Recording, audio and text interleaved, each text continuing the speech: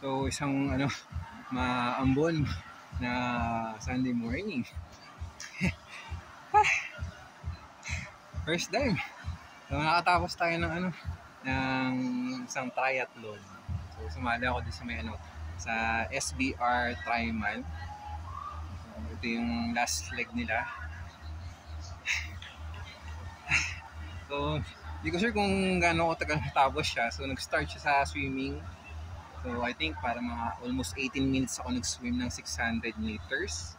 And then sa bike naman lampas isang oras mahigit. Hindi ka matanda kung anong saktong oras nun. And then around after na sa transition naman papuntang takbo sa running natin is almost 30 minutes yung yung 5 kilometer na run.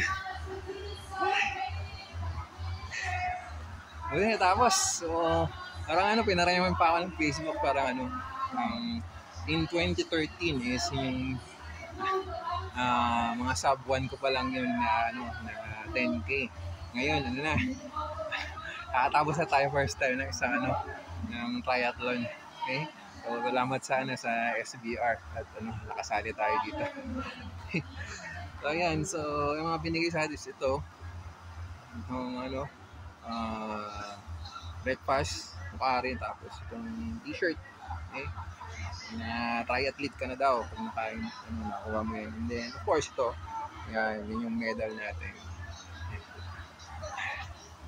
Masaya naman, first time na na dumayo dito sa may Pampanga, dito sa may Fontana.